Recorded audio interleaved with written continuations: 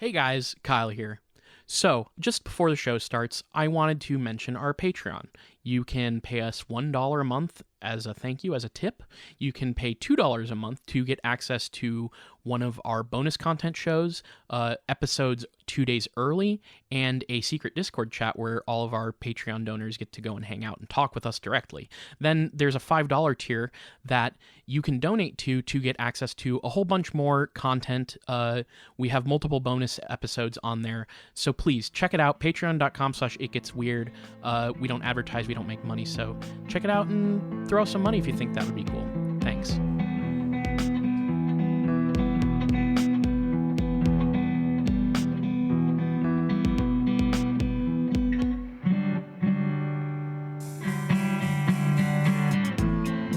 Welcome to It Gets Weird, our comedy show where we explore the unusual, the unbelievable, and the unexplained to try to make your world a little weirder. I'm Niall. And I'm Kyle. And Niall, I'm going to need you to go ahead and make a marker here. We're going to add in the jingle bell sound effects right here. Oh, right. Yeah. This is the Christmas episode, sort of. I mean, we do have a tradition here at It Gets Weird that we love to do every single year. And we've been doing this for a while. We're rapidly approaching 10 years, which is fucking ridiculous. So 10 years of a Christmas, a beautiful tradition. Niall, I have with me here our yearly It Gets Weird. My yearly It Gets Weird Christmas poem submission. If you would like to. Oh, okay. If you'd like to kick it off with the poem segment that we do. So this is for. Sure. I actually. Oh, go ahead. I've got a poem here. That's beautiful. That's incredible. Did you want me to go first, or did you want to kick off with whatever poem you have? I'll get started. Here's the thing. Mine is pretty long, and I wasn't actually planning on reading it in full on this episode, but I'll go ahead and give it a shot. Here's the thing. I fully expected you to have a poem because we do this every year, and so I appreciate you bringing that to the table right now. Now, here's the thing. I want you to your job this year, which is we haven't officially done this in the past, but I wanted to kind of canonize it this year. Mine may not at first seem like it has anything to do with Christmas, but I want you to figure out what the connections to this and the holiday season and Christmas and everything is. Okay. Okay. All right. Far within the forest scene, where the trees forever green, from a contrast to the beech and birches gray, where the snow lies white and deep, and the songbirds seem to sleep, and cease their sweetest singing all the day, where the mighty monstrous moose of limbs both large and loose through the forest sweeps with strides both swift and strong, where the caribou and deer swim the brooks so crystal clear, and the mighty deep Dungarvon rolls along, where the black bear has his den far beyond the haunts of men, and the muskrat, mink, and marten swim the stream, where the squirrel so light and free swiftly springs from tree to tree, and the lovely snow-white rabbits sleep in dreams, where the sound of toil resound far across the frozen ground, and thousand things that to the woods belong, where the saws and axes ring, and the woodsmen wildly sing, and the dark and deep Dungarvon sweeps along. In a lumber camp one day, while the crew were far away, and nowhere in there but cook and boss alone, a sad tragedy took place, a death won another race, for the young cook swiftly passed to the unknown.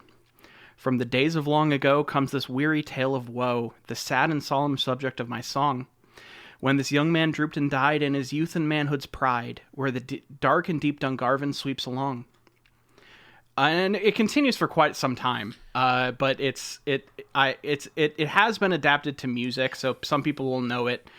Set to the folk tune "Where the Silvery Colorado Wends Its Way," but okay. That's so some poetry. Here's my guess. This is where Santa lives. This is sort of describing the area around Santa's, like his house where he lives. I don't know about the Dungarvon, but I'm assuming that's what we're going to find out about this episode. That's beautiful. I appreciate that. It doesn't quite. Let me put it this way. Here's my one critique for the poem that you wrote this year. Okay, sure.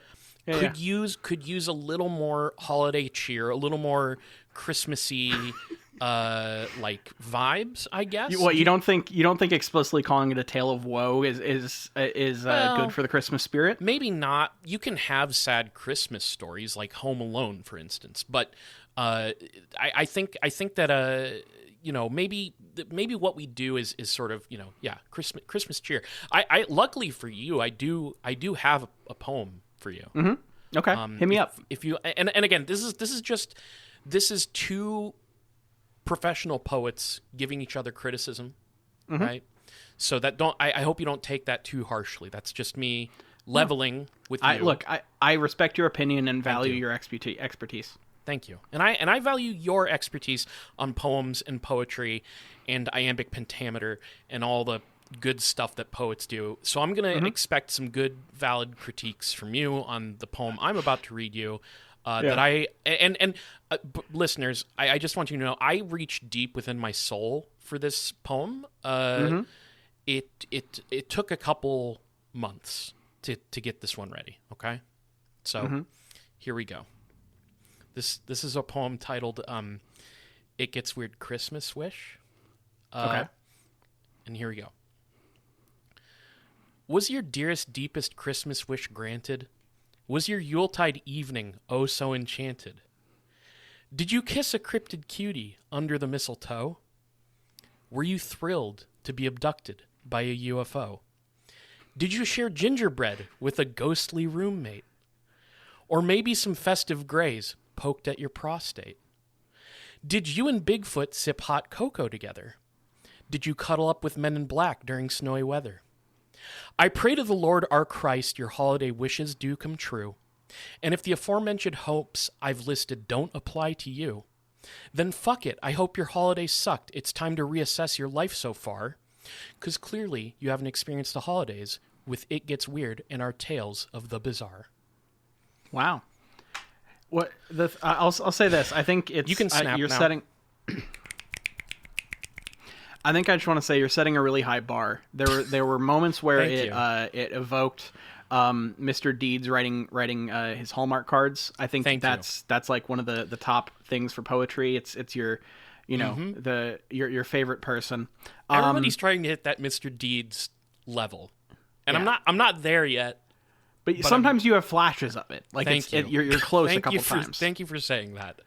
Thank you so much What's for fucked saying up that. about this whole thing is that I had no idea you were going to ask for a poem when this episode started. Not to break the bit here, but I feel like this came together too cleanly. There's something I'm more and more, Niall and I, in our interfacing on this podcast, the more I'm convinced of synchronicity and possibly God. Because I came into this going like, I'm going to read a poem and then I'm going to tell Niall that he has to read the poem he prepared, and he wasn't going to have one prepared, and that was going to be the bit. Yep. But it backfired. You picked the 1 week to do this when I have a story that literally has like a published folk song about it with lyrics.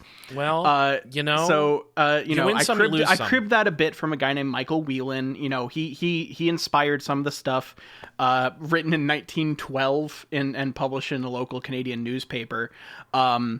But it's mostly my work, Yeah. No, and again, I appreciate you. I appreciate this has been a very beautiful artistic opening to the podcast. And I kind of, do you mind before we get into our actual subject? We do have an email from a listener. This is going to be the last email before the year ends, I think. I think so. I think that's right. Maybe? No, I might be wrong. I really can't remember when episodes are coming out. But anyways, this is another email from Fate, who's now trying to rival consummate listener Weird John for number of emails sent. Hey, maybe starting in 2026, we need to keep a scoreboard of most that emails. might be true. I wonder if that might be motivational to some people out there who are like, ooh, I'm too scared. What if they read my email and they like make a fart joke about it? Don't worry about that. We will do that. You're gonna have to live with it. But the fart joke will be with you, not against you. Exactly. Yeah. So here's what Fate says. Fate says, hello, another random email, but the whole animal talking due to an implant thing really made me think of the Son of Sam killer. He said his dog talked to him and encouraged him to do the horrible shit that he did. So that is nuts, right? Okay, so I know a little bit more about this Son of Sam killer stuff, and there are some people who do investigate some conspiracy connections to the Son of Sam. Fate says, I have heard the theories you all talked about in this episode before, but didn't know it was all from a book. I've also heard of the idea of alien abductions being a mixture of sleep paralysis. Okay, we kind Fate, I'm going to give you a note here. We did kind of talk about the sleep paralysis thing here, and waking up during surgery. If you'll recall, Fate has pointed this out to us before, that there's like weird recollections during wake up and coming out of surgery.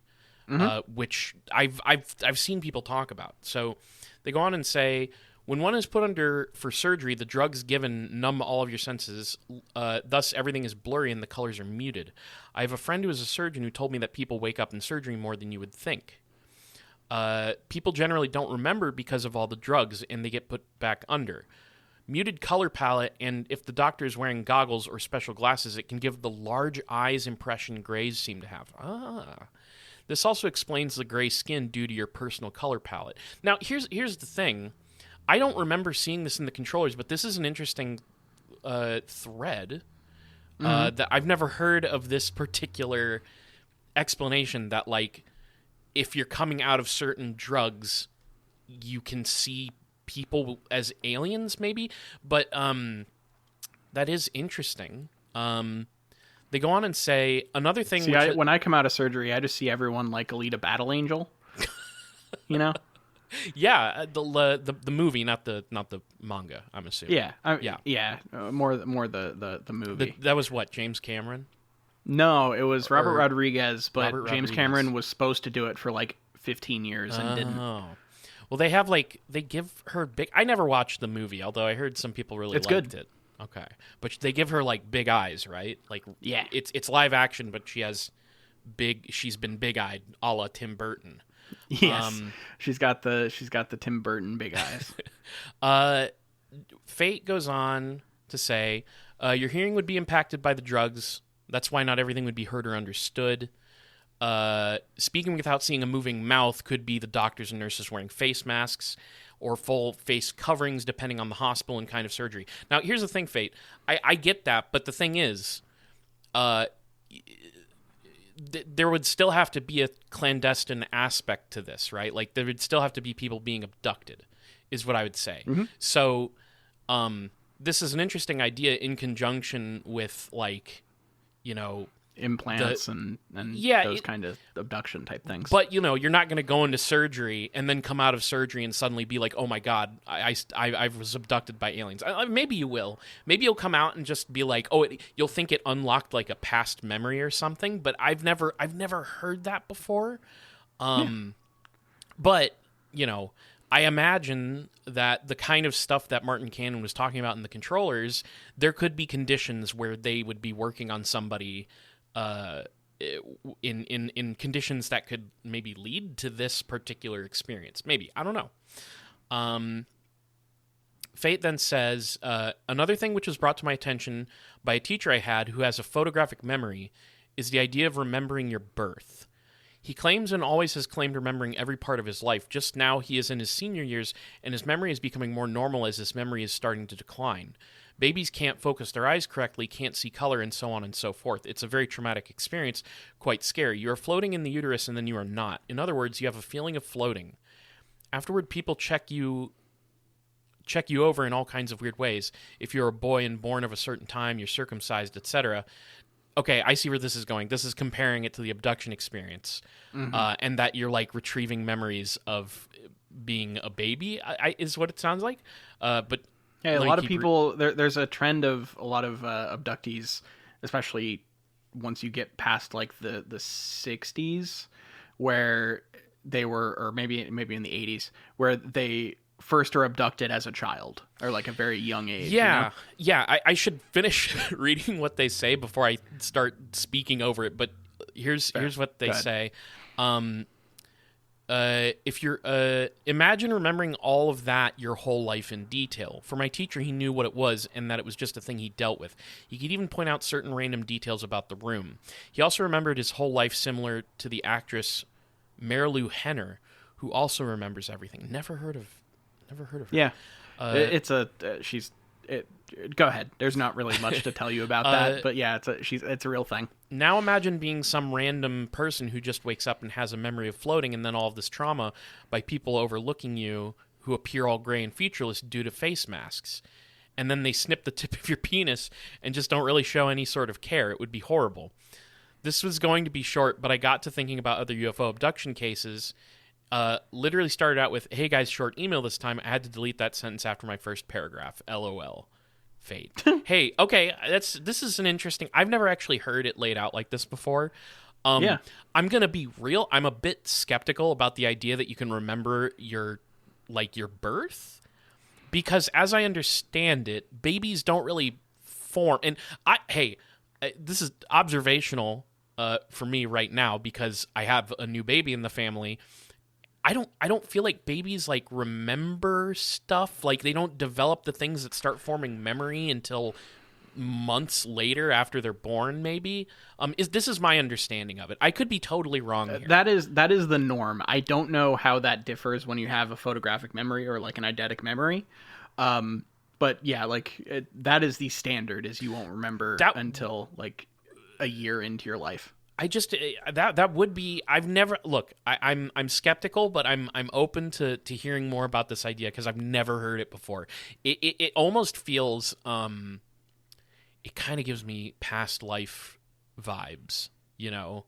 It feels kind of similar to that. But that's interesting. I'll see if I can... what I can find on that, because I've never heard abduction experiences explained as dredging up memories from being immediately born. That's interesting. So thank you, Fate. Hey, that's good. I'll check that out. Anyways, Niall, I have a feeling we're going to talk about like the Dungarvon or something. I don't know. I didn't quite catch the name of that thing. It had a name like that, and I'll also be real with you. I pictured like a Dungeons and Dragons fantasy dwarf when you said it. Well, Dungarvon is a river. But it is yeah. There is a person that... Okay, so basically today, Kyle, I'm going to talk to you. I found 2 different hauntings that take place in Miramichi, New Brunswick, Canada. And so the one that the poem is about is called the Dungarvon Hooper. And then the other one is a headless nun ghost. So we're going to talk about a couple Canadian ghosts today from the 18th century. 19th century? Yeah, I think 19th century. The story starts kind of in the end, in the end of the 18th, but it doesn't really matter.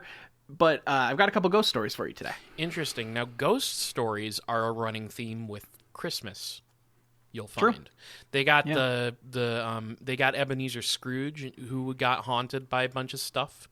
I remember when I was a kid, I saw an animated film called Nick and Noel. You ever heard of Nick and Noel? I think you've talked to me about it, but I've never seen it. It's got like voice actors you'd recognize in it, but it's about like a duplex, if I remember correctly. And on one side of the duplex is a guy who's divorced or something, or maybe he killed his wife. And then on the other side of it, there's a single woman. She maybe killed her husband or something, and the guy has a dog, the lady has a cat, naturally, because dogs are like boys and cats are like girls, you know. But the cat and the dog, they like talk to each other, and there's a mouse that can travel in between the houses through holes and is friends with the cat and the dog. And I think at one point they have to like take the dog out back and shoot it, and like the cat talks to the ghost of the dog, so there's another ghost haunting. Are you fucking with me right now? Is this the actual plot of this movie? This is my best recollection. I recommend you go out and the idea that maybe both of the leads murdered their spouses, well, they're and single. Then also the dog gets taken back and shot is like, I don't understand how that's a kid's movie. They're single. I don't know whether it was that they are both like black widowers or what, but it's something like that. Okay. And I have a vague memory of the dog being shot in the head. So. Wild. Okay. Hey, look, you came upon dog death early in your life, and it really was formative and informed the podcast you were later go on to do. So like, if there's ever an It Gets Weird biopic, you're going to watch this movie as a child and witness a dog death, you know?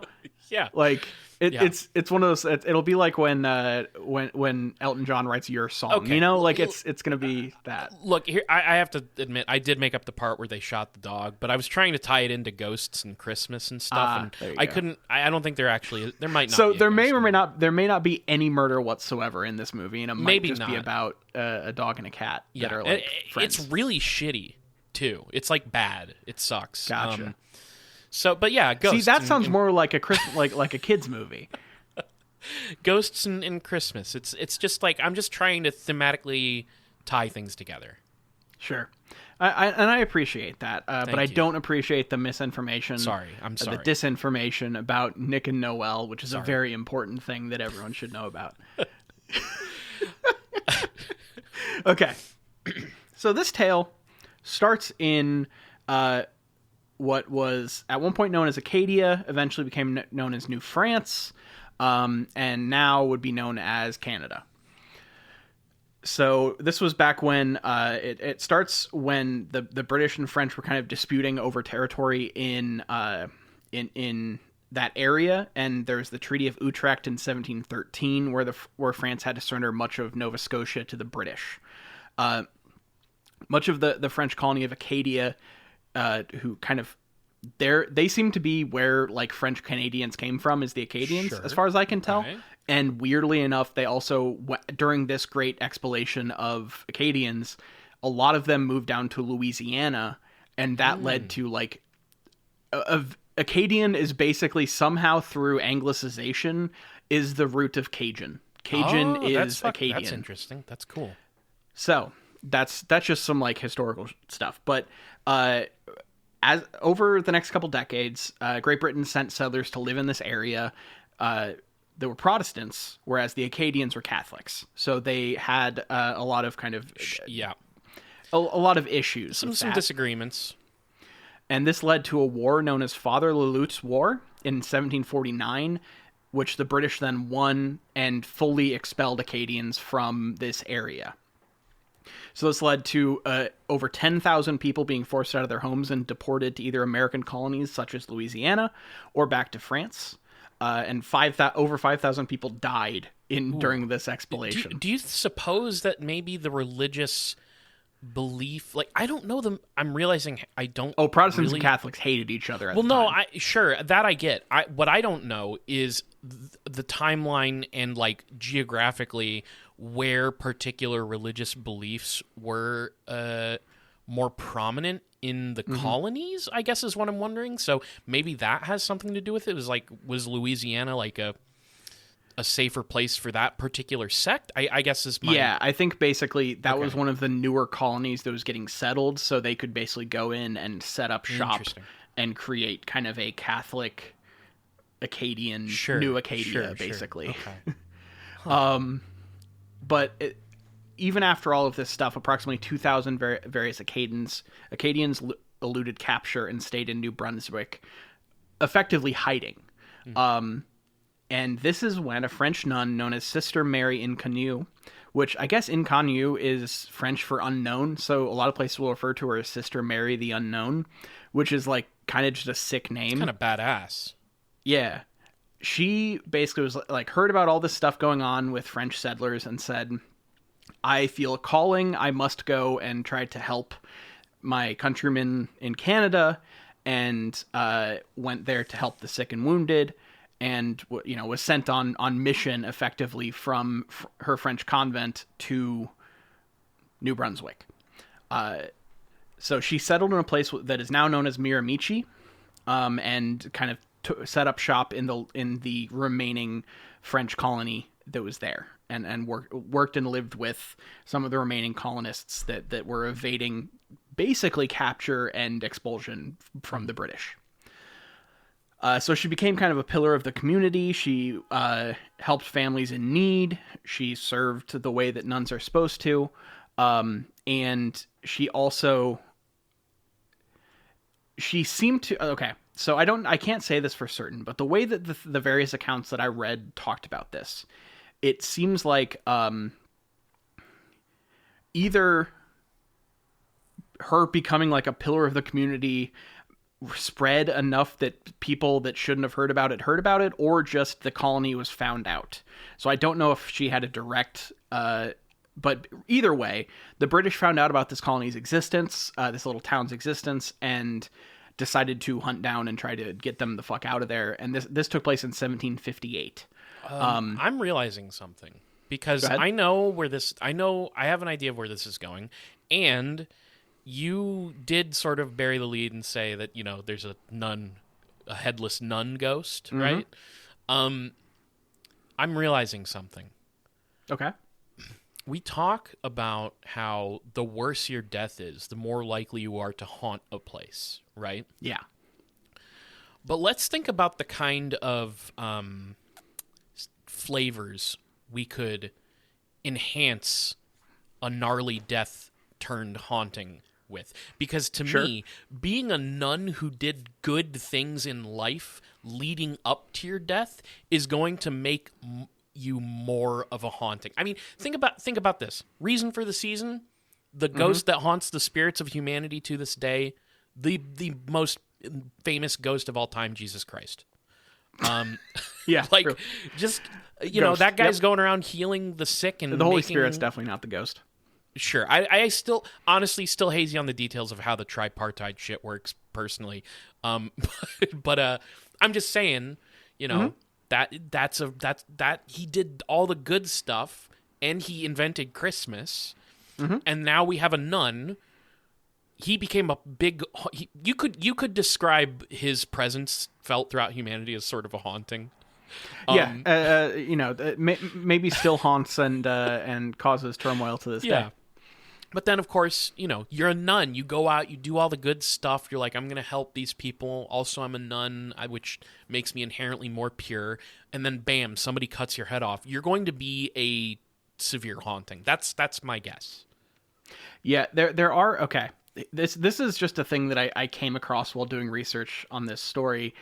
I have bookmarked some stuff to do an episode on evil nun spirits, and just like nun ghosts in general, because there's a pretty wide range of them, and it's like a kind of recurring thing. Like there are quite a few nun ghosts, and they go between like harmless and actually malevolent, and there's like people have tried to like figure out what turns them different directions and stuff. So you look out for sometime in 2026 an episode on evil nun ghosts. I imagine the desire to have stories about scary ghost nuns, which, if pop culture is any reflection of that as well, it's got to just be the whole, profanity of it, right? Like the profaneness of it. And I guess there was a nun convent in the Philippines that literally like revolted and against the church and became heretics, and so that is like that's also cool. That's a font for a lot of this stuff.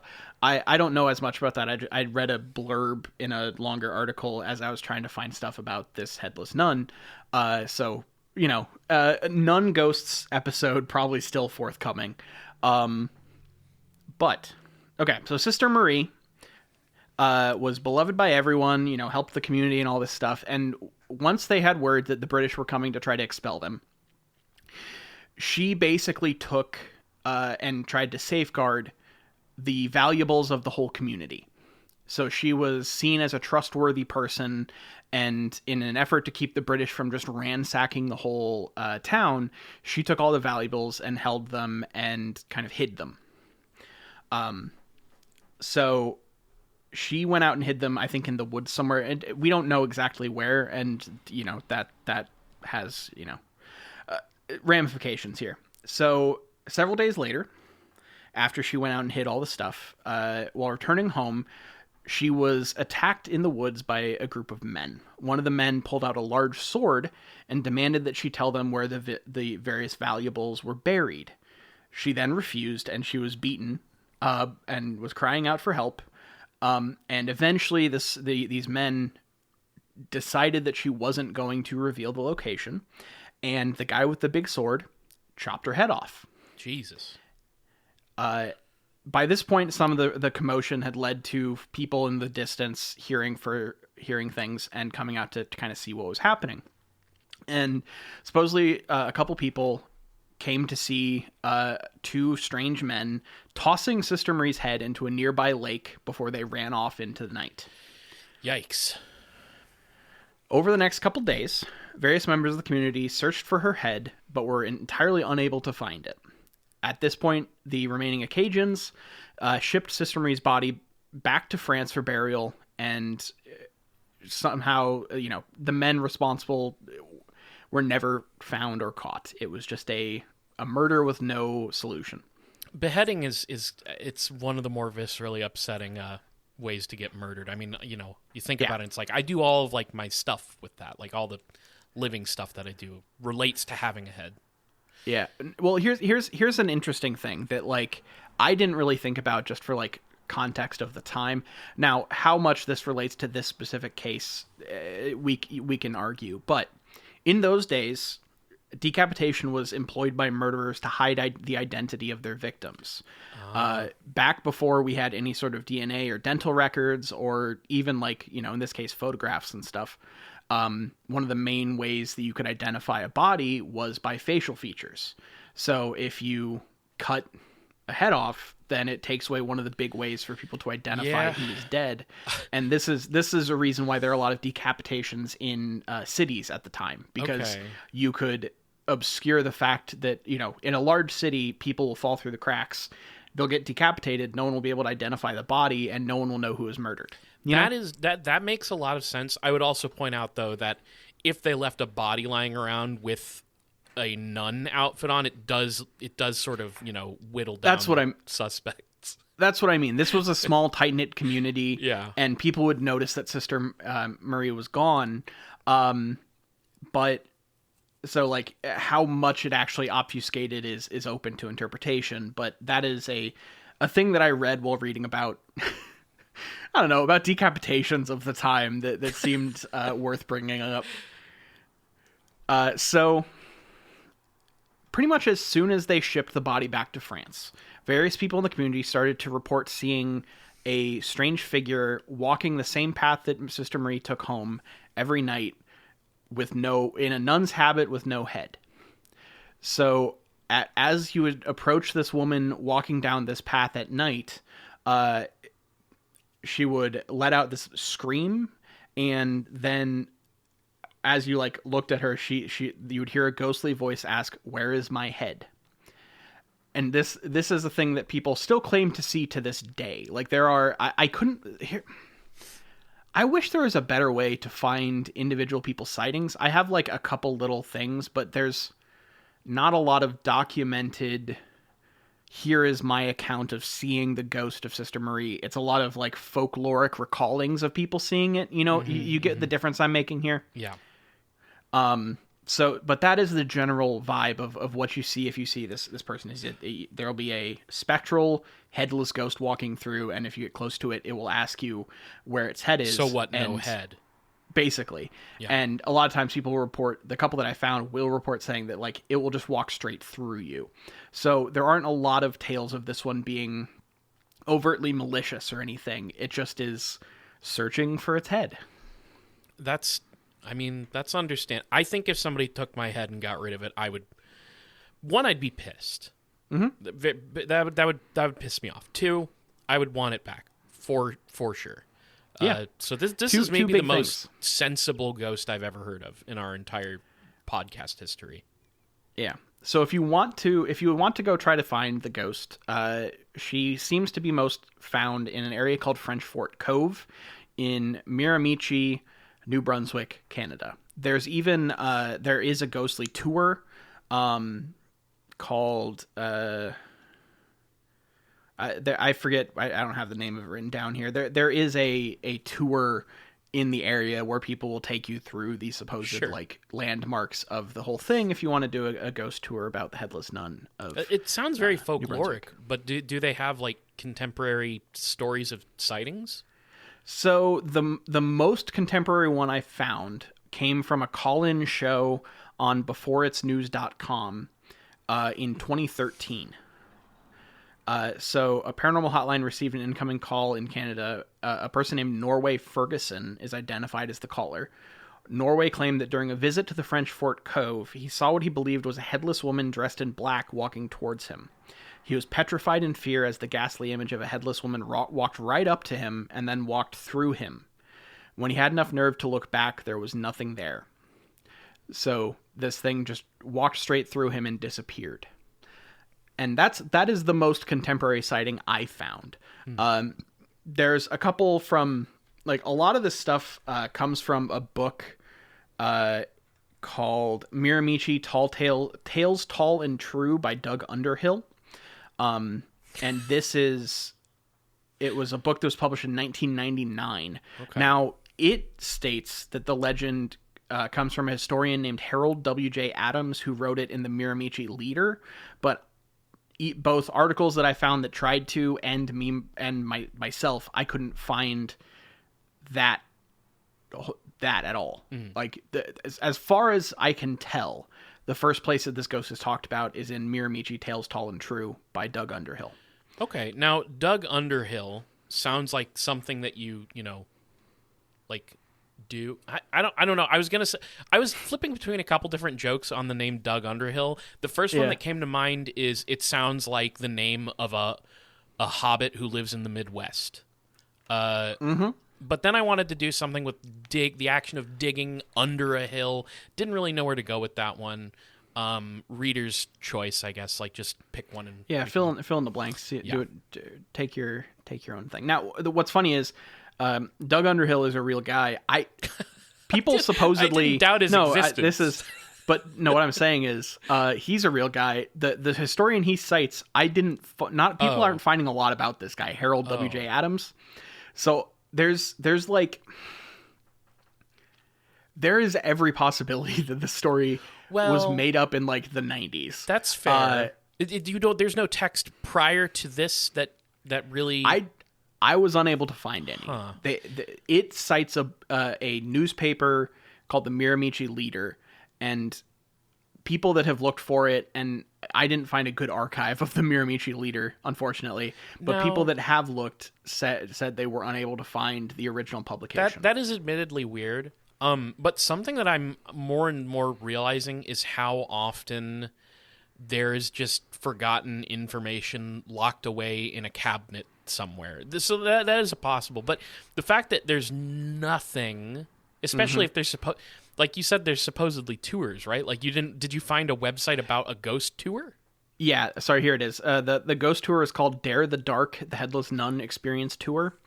And I think it's like $20. You can go, and someone who's, like, dressed up in period clothing with a lantern will walk you around telling stories. It looks fun, you know. Ghost tours are cool. Well, okay, the presence of an actual ghost tour in that area, it makes, like, or at least a headless nun it does make it sound like maybe there is a story that this is based off of. Yeah. But then, it's like, maybe you can only... What was the name of the place that this is? Miramichi. Maybe you have to go to Miramichi and go to, like, some local archive or library or something like that. More and more I'm realizing that there's probably some cool shit in those places, you know? Yeah. So, but that is weird that there's no other good info on this. Yeah, it's kind of like... It is accepted as part of the local folklore and the local history. Like, it is a thing of note. So it is largely believed to be a story that has been around for some time, even if I cannot personally vouch for any direct sources pre-1999.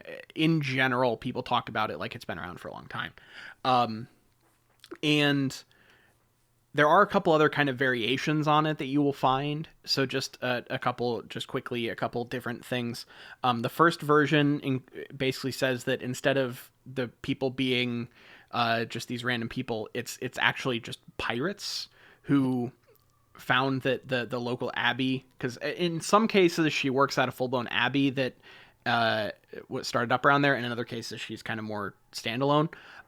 So in this version, she works at a local abbey, and that's where she lives. And so they have all the gold and everything supposedly around there. And these pirates attacked the whole thing, and they wiped out the whole cloister except for her. So when she then refused to reveal the location of the treasure, the pirates took her head off and then burned down the abbey. So that's a much more dramatic version where there's like a mass murder of nuns as well as her, but she's the only ghost for some reason. So that's not the most common version. The pirate thing seems like a later embellishment to me. It at least is not the most common version of the story you will find. It's a weird, over-the-top version of the story. I'll give you that. I mean, not that, like, beheading isn't over-the-top, but, like, massacring the entire, all the nuns, that's a little, that's a bit much. But there was a treasure, supposedly? Yeah, in that case, it's the same thing about the towns giving their valuables. Oh, I see. I gotcha. That's the treasure that the pirates hear about. In another version... it's actually about a French fur trapper who was angry that he thought a cloister had cheated him out of what he was owed for providing fur pelts. So he showed up at night and chopped off the head of the Mother Superior and ran off into the woods. And this leads to the Mother Superior spending all of eternity wandering the region looking for her head. Again, just a very... just an over-the-top response to that particular incident. That's surely there could be some, negotiations before we go to chopping people's heads off. Yeah, it seems like a pretty drastic escalation in that one. And there are versions that will state that she has over time become malevolent, and in those she will, if you run across for her while she's looking for her head, she will follow you home and kill you in your sleep. However, that is one that I only found like one place. It's not common in most versions of the Sister Marie story. She is pretty harmless. Well, like I said before, I would be pissed off if somebody took my fucking head, and I imagine that anger and bitterness would only grow over, hundreds of years. Yeah. So the next story that we have is about the Dungarvon Hooper. Okay, so this is the named one at the start that I thought was a dwarf. Correct. Yeah, the Dungarvon is a river in Canada in New Brunswick. So this story takes place in the woods near the Dungarvon River. And it yet again is in the Miramichi Highlands. So these are that's the thing is they're both from the same time period in the same area, and both are like, I don't know. It's interesting they have like two named famous type ghosts in this one little area of Canada. No, I like it, and just for my peace of mind, you can see where I was coming from. It's Dungarvon, son of Gloin. Yeah. Sounds kind of like a fantasy dwarf. Yeah, I totally get how you got there, especially when you don't have the context of it saying, it never said river. It just they kept calling it the mighty Dungarvon, which could be a fucking an axe wielding bearded small man. Yeah. So it's spelled Whooper, but it's known as the Hooper. So like I kept calling it Dungarvon Whooper when I first started reading about it, and then I found some place that corrected it, and I was like, oh. Does he good on the b-ball court? Like, what are we talking about here? All right. So this takes place in the early 19th century when people set up various kind of logging camps on the Dungarvon River. And this all takes place at one particular lumberjack camp that we will be talking about here. So the main thing is that this took place pretty soon after the Great Miramichi Fire in 1825, which was a massive fire that took out a train, I guess. And some people will say that the hooping sound that people talk about here is actually a ghost train instead. I didn't find like a lot of interesting parts of that story, but supposedly this fire fucked up a train, and people think that there's like a ghostly form of that train letting out these really loud honkings through the sky. But I prefer the version of the Dungarvon Hooper because it's more fun. How ironic for a train to be taken out by the thing that gives it life. Yeah. Fire. It's like coals. Yeah. It's weird. Like, the thing about that is it literally just says, despite the raging flames, the crew persisted and rode the train through the fire. So these people like That's could have fucking tried to sick. stop and not go through the fire, but they decided to like try to just like action movie go take a train through a raging inferno Sure. in the woods near Dungarvon. Anyway, so the actual story, as far as I can tell, is about a young cook who came to work at a logging camp. His name was Ryan, sometimes referred to as Ryan Garver.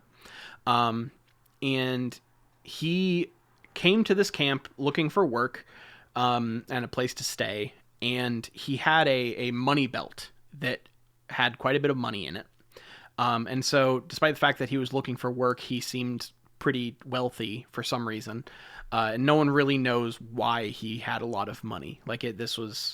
So what would be really funny is if he like sold the headless nun's fucking treasure and these things were fucking linked. You know, there's. I would love someone to try to work out the timeline of those things because I think you could do it. But that's a whole other thing.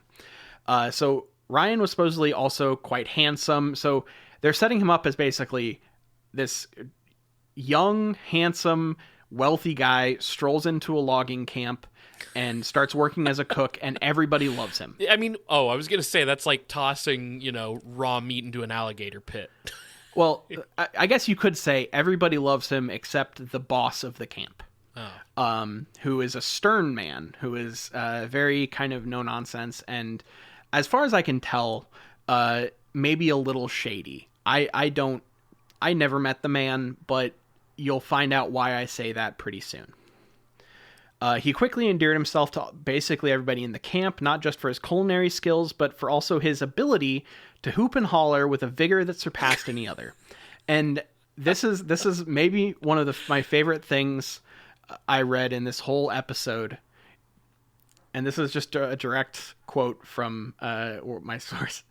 In the world of lumberjacks, where a robust shout was a prized skill, Ryan stood out as a man of both strength and spirit.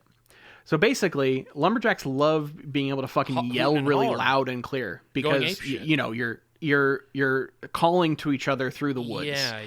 Yeah. So this is it thematically ties into the hooping that will eventually take place. When you said like hooper, like a whooper, it conjures to mind Bigfoot. Not a ghost. So this is a new one. I haven't known very many ghosts to shout and holler and hoop. Yeah, it is kind of weird. Normally you get like a ghostly voice, talking a little bit into your ear. Yeah. But no, this guy fucking bellows through the woods. So each day, Ryan would rise before dawn, being the first person to wake up in this camp, and make breakfast. And once breakfast was ready, he would basically be the fucking cock of the place and yell really loud and wake everybody up in the camp. That's fucking sick. He cooks breakfast and then wakes up the whole camp by shouting, which is a hell of a morning routine. This is the call to breakfast. So all the men wake up and get ready for their long day of logging and lumberjacking. And lumberjacking off, and Nice. They go and get breakfast together. Niall, I see what you did there. Yeah. So after breakfast, all the men would go out to go do their lumberjack work, while Ryan remained behind and, did some stuff around the camp, worked on lunch or whatever. He was the cook for the camp, so he would stay there and not go out and do a bunch of logging. So eventually, one day came where the camp boss, who he's talked about as a respected boss, basically, but a bit of a kind of stern, authoritative figure. No nonsense. He can't handle a young, fancy lad with lots of money coming in, cooking up a storm, and whooping all the time. Yeah, because this is the most common. Well, sorry, I was just going to say, this attitude is what I was anticipating when I said that they would tear him apart like a pack of gators on raw meat. This is just like a fancy lad walks into a lumberjack camp and they just beat him to death. That's kind of what my mind went. Well, in this case, the boss, for some reason, one day just stayed back. Like, everyone went out to go, and he stayed back with Ryan to hang out. And the day went on, and as the afternoon turned into evening, as the day of work ended, the lumberjacks came back to the camp, and what they found when they came back to the camp was Ryan lifeless on the, like, in the middle of the camp, just dead, and his treasured money belt missing. Ooh. Now, you will notice that one person specifically stayed back. Sure. Yeah. And was the only person there at the camp. That is, I think, what we would call a red flag. Yeah. And so they asked the camp boss, what happened to Ryan. And the camp boss very explicitly and completely stated, as if you're not getting, there's no more information to this that you need to know. Don't worry about it. Here is the explanation. Oh yeah, Ryan took ill abruptly and died. Yeah. Okay. Now, was there anything on Ryan's person to contradict this statement? It does not say. I didn't find any sort of, like, marks autopsy. Yeah. So what? He, like, poisoned him? I really don't know. Like, because obviously he can't. They can't come back, find that his throat is slit wide open, and then he goes. Yeah. He got sick. I don't know what happened. Obviously. So this has to be a poisoning or. But, like, I don't know if it could be like a drowning or something. Sure. Like there are things that you could do. But even that would have tells, or even smothering. Like. I guess. So. But, like, how many tells are a bunch of lumberjacks in Canada in the woods gonna know? That's not fair. So as long as there's not like stab wounds and stuff. I guess so. Put it up there. Wouldn't you, like, turn purple if it was asphyxiation of some kind, or blue or whatever? I don't know. Look, I'm not. Yeah, I don't really know, but I feel like there had to be a tell of some kind. You would think so. There are. I think there's another version. Let me see. There's another version, I think, where he's supposedly attacked by, like, a wolf or something. And yeah, and a bear, yeah.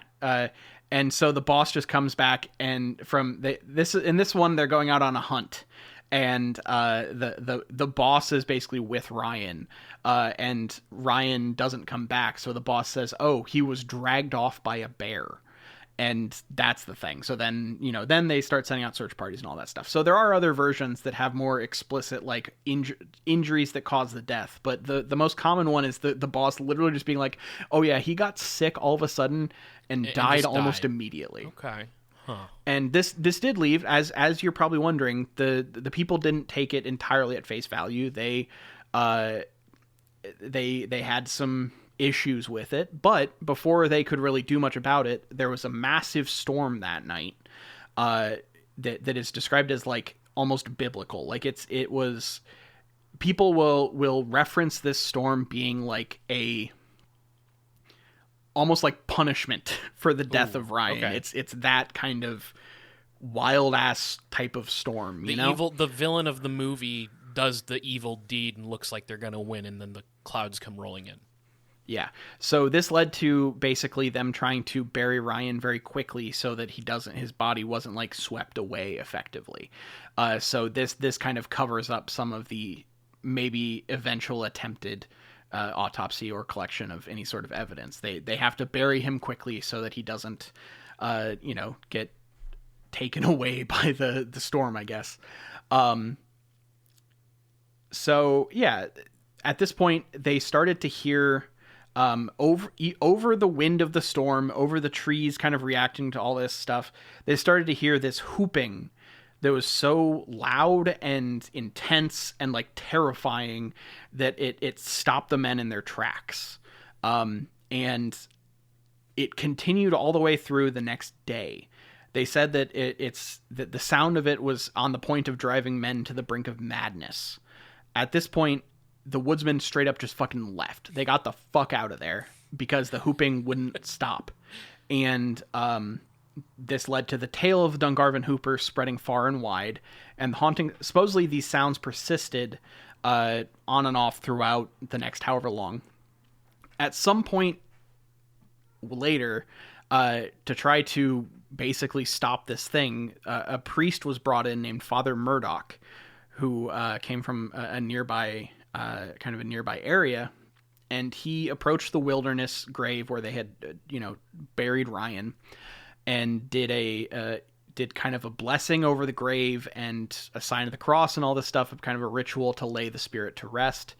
And some people believe that this fixed it, and other people believe that it didn't, and you'll still hear the Dungarvon Hooper fucking echoing through the parts of the New Brunswick forest. Is this the loudest ghost we've encountered? I think it might be. I can't think of a ghost. Like, okay, maybe a ghost will make a loud thud. Mm-hmm. Like a body hitting the floor or stomping around. But I would probably guess that if based on Ryan's story here, he would have the ability to whoop louder than just about any ghost thump that we've encountered. That's my guess. Yeah. I think the only other thing that might rival it, I feel like there was a ghost at some point that like shouted "get out" at somebody. Are you thinking of the yokai that yells at you? Maybe. I mean, there know. are probably ghosts that yell "get out," but I do remember we were tickled by a yokai that would like its entire thing is like yelling its own name or something. Yeah, there's that. No, I'm thinking of a ghost thing. Ghost. I don't remember where it is though, but it's rare for a ghost to get above a whisper. You know? Well, here's the thing: whispers are scarier, or at least that's what people tell you. But whispers and the laughter of children. Yes. But go ahead and see if you can spend a night in the woods with the loudest whooping you'll ever hear in your life, and tell me that's not terrifying in its own right. There's something to be said about a ghost that has no, like, doesn't have a physical form in any way. Like, there's no visual thing. All of the energy is just put to pure fucking hooping, you know? Like, yeah. You can make that voice real loud if you don't have a spectral form. And I think there's something interesting about that. More ghosts should kind of get play loud in the space. You yeah, know? I agree. Now, let me throw this at you. Mm-hmm. And I don't know if this is where your mind went at all when reading this. Are we sure this isn't a lumberjack's tale to explain the presence of a whooping Bigfoot? Because think of the thing that is most well known for going out into the forest and just raising a ruckus whooping style. That's Bigfoot. Yeah. So maybe Bigfoot actually got him, and they're just coping with. It could be. Like, I did think about the whole fearsome critters stuff while looking into this, and I did think about Bigfoot, because those are two things that would have history with lumberjacks where tall tales were being told. So it could be Bigfoot, it could be some sort of fearsome critter. Or it could be or it could be a fucking ghost train. I don't know. Well, it's all of these things. All that being said, like the fearsome critters, the lumberjack cryptozoological adjacent mythology and folklore, it is sort of a wonder that there aren't more paranormal stories. Like, obviously, I think that there's something to be said for like, oh, we're out in nature where there's creatures, right? Mm-hmm. And so maybe that creates the tendency to make stories and folklore about other creatures. But like the paranormal, it's a surprise there aren't more lumberjack ghosts. Yeah, it's true. So there are a couple more things. There's a more recent updated version of the legend that will get passed around online that I just want to run through very quickly. And in this case, it's a young lumberjack who's new to the job, was strolling through the Dungarvon woods when he came across an area that was kind of dug out. The ground had been dug into, and there was like a kind of a dugout, you know? He figured that it was either a wolf or a coyote, and he kind of brushed back some fallen leaves to look in, and he found what seemed to be human remains. He thinks that he thought that maybe these could belong to Ryan of the Hooper legend, and a lumberjack called for the priest to bless these bones. Instead of being able to bless the bones, the spirit then woke with such a ferocity. The screams were so loud that it scared both the lumberjack and the priest out of the woods. So this is like an extension of it, where someone found the remains of Ryan the cook, and before they could get the priest to bless it, he yelled so fucking loud that they ran away. Maybe he doesn't want the blessing, you know? Yeah, I think maybe he's not religious. Maybe he heard them say we're going to bless these bones, and he took it as a euphemism, because it kind of sounds like one. And it does. Just like, I don't know if I'm up for that. Plus, I'm dead. I don't want you. I don't know if I can handle that. I mostly hoop these days. Yeah. He supposedly does one other thing, which I find very endearing, because not only does he hoop, but supposedly lumberjacks who work along this river, along with maybe some other people in more recent times, would occasionally smell the smell of frying bacon wafting through the forest, and sometimes that would be accompanied by the hooping. And so that's Ryan just making himself known, you know? Can you imagine walking around the corner in a forest and there's just like a campfire and there's just a guy sitting there cooking bacon and every once in a while looking up to the heavens and just whooping his head off? Yeah. That would be... I mean, what else do you need, you know? You don't need much else. Dudes being dudes. Although this is, I would imagine, Canadian bacon, yes? Look, it doesn't say. Canadian bacon's fine, but it's not my preferred bacon, but it's fine. You know, to each their own. Yeah. So, just to kind of wrap back around to the beginning of this episode, there is a full thing called, it's the Song of the Dungarvon Hooper, and it was written by a poet named Michael Whelan, and published as lyrics in a newspaper in 1912, and it was then brought to the tune of Where the Silvery Colorado Wends Its Way by J. Aldrich Libby. And it is like an actual folk song that you can find recordings of and everything that tells the story of the Dungarvon Hooper. And so that was what I was reading at the beginning. It literally is about, I read about a third of it maybe. It's a pretty long song. But it does tell the tale of Ryan the cook getting murdered. Interesting. Do you think you could sing a little bit of it for us, or? Well, it would be really good if I had actually listened to the song, I the didn't music recognize that it had. the. I don't know Where the Silvery Colorado Wends Its Way. I don't know that melody. Or else I would give it a shot. But hey, if someone wants to, these things are all available on the internet. Send us your version of the Legend of the Song of the Dungarvon Hooper. That would be awesome. Send us covers of this song. Let's get a shoegaze take on it, maybe a hip hop sort of thing. Yeah. That would be really fucking dope. I know it's a big ask, but we've had people who listen to the show send us their music before. So yeah. What's fun is just like peppering a bunch of weird big challenges out to our audience and seeing if anybody ever does any of them. Yeah, because hey, it would make my fucking week. It's happened if someone did this. People have sent us like artwork and stuff when we've asked for it a few times in the past, and yeah. So now's the time to pick up the guitar or whatever you play and do your best adaptation of this folk song. Yeah. So, that is basically that. Those are my two ghost stories today. Nice. We spent some time in Canada, learning all about some 18th and 19th century ghosts. Beautiful. So they've got a nice flavor, a nice Canadian flavor to them. I feel like we don't get to Canada all that often, but it does happen. No. I feel like the last time we were there, it was lake monsters. I think I did some. We did some Canadian lake monsters. Yeah. So I'm always happy. Canada, I salute you, and your bacon. Sure. Well, do you want to do a big question? Yeah. Let's do a big question. All right.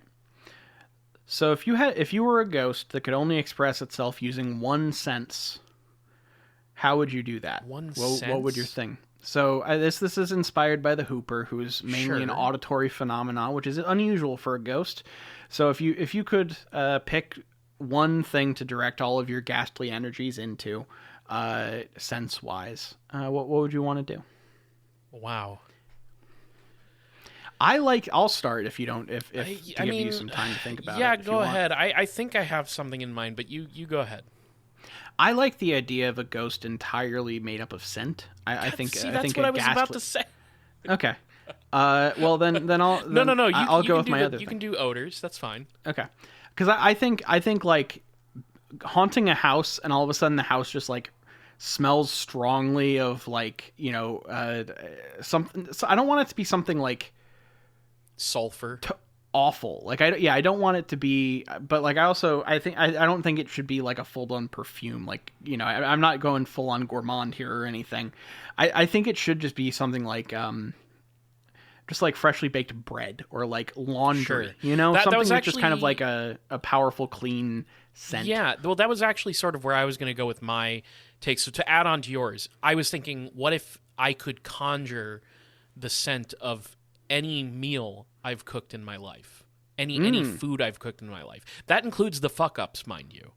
Yeah. So if I made something that tasted horrible and smelled like shit, I could conjure that up. But then people who listen to the show know I love baking cookies. Sometimes my presence is elucidated by the scent of freshly baked cookies. Yeah.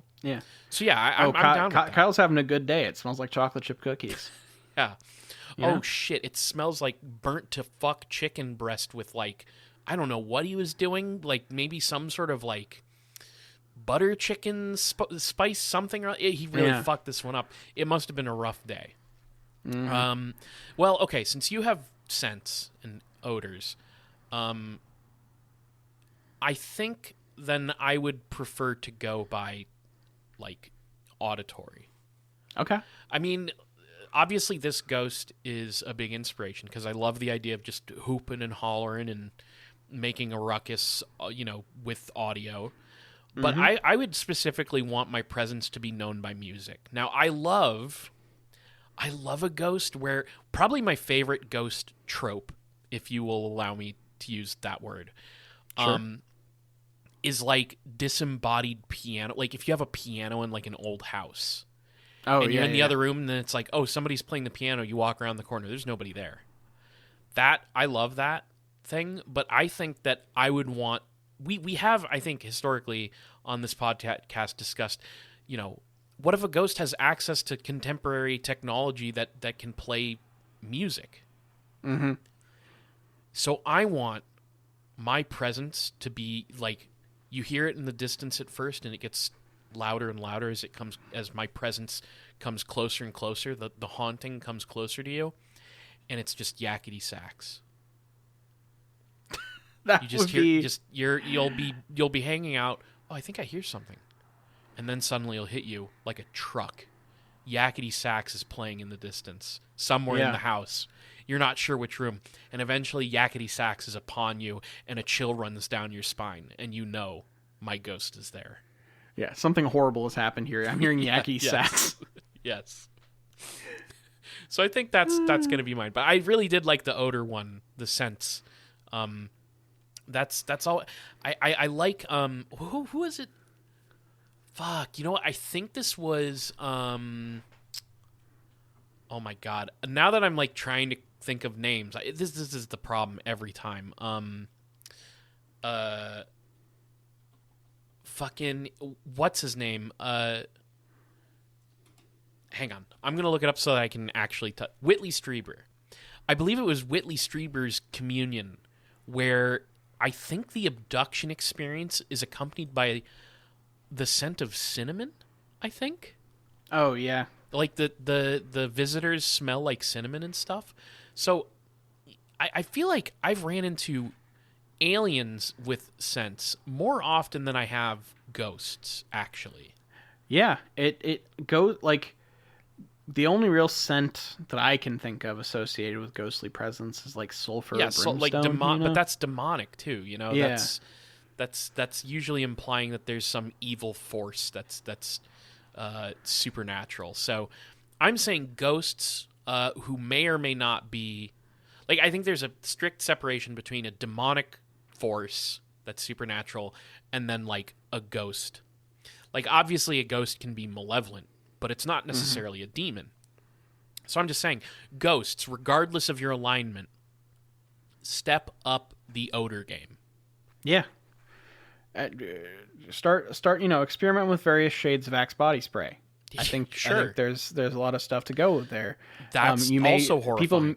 People may assume that you're a teen ghost from the 2000s, but there are worse things they could assume. Also, it's good cover. Yeah, exactly. Honestly, genuinely think about what Niall just said. You walk into a room, you're home alone. You walk into the room and there's a disembodied scent of Axe body spray. That's very scary. Yeah. So just think about it. That's spooky enough, I think. That's a good ghost tactic that should be employed more often. A haunting thought to end this episode. Exactly. What if you walked into a room and it just all of a sudden reeked of Axe body spray? Not good. Bad omen. Nary a can to be found. It's a bad omen for sure. Yeah.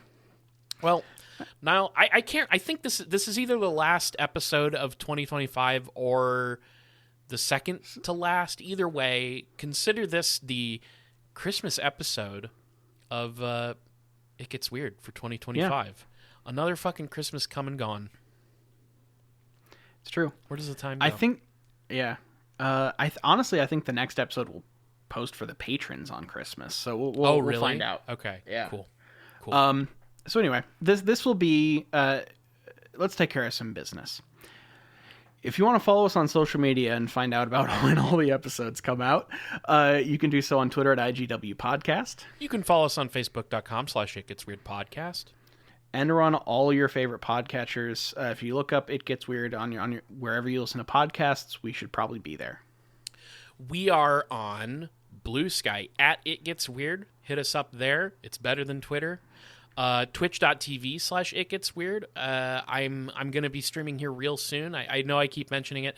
I think I can't remember if I've mentioned this on already, but I have the plan to beat Resident Evil 7 and Resident Evil 8 on stream. So that's one of my next steps in addition to playing Pokemon with our friend of the show, Colin. Twitch.tv/It Gets Weird. Check it out. Email us if you have a good story or comment on an episode or something. itgetsweirdpodcast@gmail.com. Go ahead and check it out. Send us something interesting, a UFO story, a ghost story, or even high strangeness. I think we could do with more general high strangeness stuff, too. I would love to hear. Although, I will say, listeners have been really good about sending in weird stories that don't fit neatly into any particular, subgenre of weirdness. So I always appreciate that. Hit us up. Just let us know how we should address you, and we might read your email out on the show. So check it out. But if you really want to support us, and I know you do, check out patreon.com/itgetsweird. We have a $1 tier, a $2 tier, and a $5 tier. The $1 tier is the tip tier. You get the satisfaction of supporting your favorite podcast monetarily, which we need people to do to keep the lights on, so to speak. So that's the tip tier. That's the thank you. But if you want bonus content, the $2 and $5 tiers are exactly what you want. At the $2 tier, we have It Gets Weird TV, where Niall and I watch weird television every other week. Right now, we're in the middle. I think the actual straight-up midway point of Season 3 of The X-Files. We just got done talking about a good two-parter, so check that out. And that comes out every other week. And then at the $5 tier, we have the World of Weird, where Niall and I talk about whatever the hell we want. It's really run the gamut of topics. If you like our tangents, our diversions on the main feed, it's kind of like an hour-ish of us doing that. So check out the $5 tier. It comes out in the off weeks of It Gets Weird TV. So at the $5 tier, you're getting bonus content every single week. Whether you donate to the $2 tier or the $5 tier, you get access to the main show 2 days early on Friday instead of Sunday, and you get access to our Discord server. Super secret, great time, lots of cool people chatting in there, so check it out. However, if you can't donate, if times are tough, we understand. We get it. It's okay. It's okay. But we do ask you to let people know about It Gets Weird. Tell people about It Gets Weird podcast. We'll never advertise to you, so we need you to do the advertising for us. Tell somebody who you think might like the show. Say, hey, I have a great Christmas time ghost story for you. Check out this podcast, It Gets Weird. So please tell your friends, tell your enemies, tell your congressman all about It Gets Weird podcast. All right. Thank you all for listening. Thank you for all of your support in 2025. I know it's been quite a year for everybody, but this has been It Gets Weird, and I've been Niall. And I'm Kyle, signing out.